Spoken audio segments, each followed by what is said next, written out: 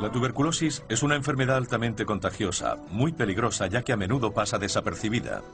Aunque parece gozar de buena salud, el peligro que corre Christopher es muy real. Si no recibe tratamiento, la tuberculosis puede ser muy destructiva, incluso mortal. ¿Ha tosido el niño en algún momento? No. La tuberculosis se contagia por contacto cercano. Luego, si Christopher ha estado expuesto, alguien cercano debe padecerla. El problema es que los padres no parecen estar enfermos. Hoy, médicos y autoridades sanitarias disponen de las herramientas necesarias para averiguar quién transmitió la tuberculosis a Christopher. Y cuando lo descubren, lo tratan antes de que pueda contagiar a otras personas. Sin embargo, a finales del siglo XIX, este tipo de investigación ni siquiera era una opción, porque a pesar de que la tuberculosis era la primera causa mundial de muerte, nadie sabía cómo se adquiría.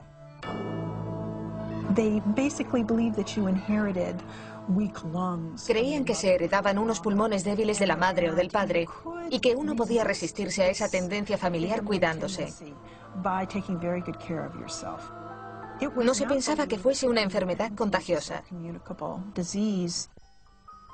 De hecho, abundaban raras e inexactas teorías sobre cómo se propagaba la enfermedad.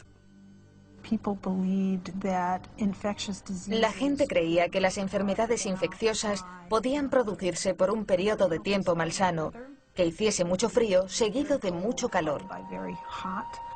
Podía ser un asunto religioso, Dios castigaba a los pecadores, o tratarse de emanaciones de gases.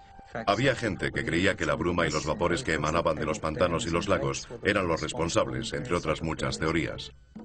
A finales del siglo XIX, muchas de las grandes mentes de la ciencia empezaron a creer que unos organismos microscópicos, los gérmenes, podrían ser responsables de la transmisión de la enfermedad, pero nadie había podido demostrarlo.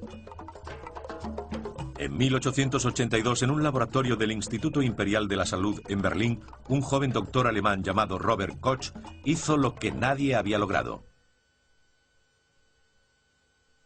Demostró por primera vez que un germen era responsable de causar una enfermedad en los seres humanos, la tuberculosis. Hoy nos cuesta imaginar lo que aquello pudo suponer, porque hasta entonces nadie tenía ni idea de lo que causaba aquella horrible enfermedad, y de repente alguien lo descubre. Realmente se trataba de la prueba definitiva de que un germen podía causar una enfermedad en los seres humanos. El revolucionario descubrimiento dio fama mundial al hombre que solo unos años antes había sido un modesto médico de pueblo.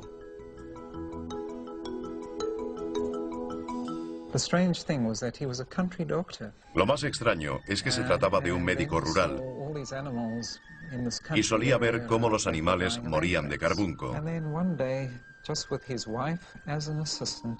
Un día, con la única ayuda de su esposa, en un pequeño rincón de su consulta, decidió investigar y cultivar el material obtenido de los animales muertos. Con una serie de sencillos pero extraordinarios experimentos, Koch aisló el germen del carbunco, demostrando que era el único responsable de la enfermedad. 6 años después descubría el germen de la tuberculosis, demostrando de una vez por todas la que llegó a ser conocida como la teoría del germen. Armado con este nuevo conocimiento, se propuso aislar las causas de algunos de los más formidables enemigos de la humanidad. Hizo todos estos grandes descubrimientos uno tras otro. Primero el del carbunco, y luego el aislamiento y cultivo del bacilo de la tuberculosis, demostrando la teoría del germen. Es impresionante. Él y sus discípulos lograron identificar las causas del cólera, la difteria, la fiebre tifoidea y la sífilis, por nombrar unas pocas. Realmente, el descubrimiento de los gérmenes, los diferentes microorganismos que causaban enfermedades, fue todo un hito histórico, pues ya sabían mejor qué debían buscar. Y a medida que pasaba el tiempo, podía empezarse a hablar de tratamientos porque ya se conocía el problema. Tras 8 años de éxito aislando gérmenes, Koch sentía la tremenda presión de encontrar la cura. Una presión que creció cuando en 1890 fue invitado a dar una conferencia en el Congreso Médico Internacional de Berlín. El gobierno alemán, debido a la fama de Koch con la tuberculosis, esperaba algo aún mayor, un tratamiento. Porque una cosa es descubrir el organismo y otra muy diferente, tratarlo y curarlo. Y Koch no los defraudó. En su presentación expuso ampliamente sus experimentos con una sustancia a la que llamó tuberculina. Finalizó su exposición diciendo: por fin he dado con una sustancia que previene el desarrollo del bacilo de la tuberculosis. De forma indirecta, anunció que había descubierto que la tuberculina podía prevenir la tuberculosis. Lo dijo vagamente, pero la gente creyó en él de inmediato. Por supuesto, su fama hizo que todo el mundo le creyera. Fue noticia de primera plana en todo el mundo porque la enfermedad causaba, y aún causa, mucho daño. El mundo entero pedía muestras de esa nueva cura. Solo había un problema: la tuberculina no funcionaba. Resultó que la tuberculina hacía que la gente empeorara en vez de mejorar. No la había probado realmente. Solo tenía una corazonada y algunos experimentos preliminares.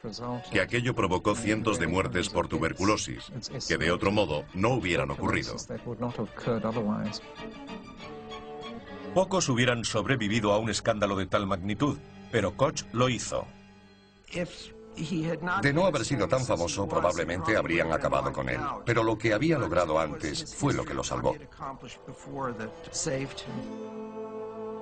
De hecho, no solo lo salvó. Incluso después del escándalo, el gobierno alemán lo nombró jefe de su propio instituto para el estudio de enfermedades infecciosas.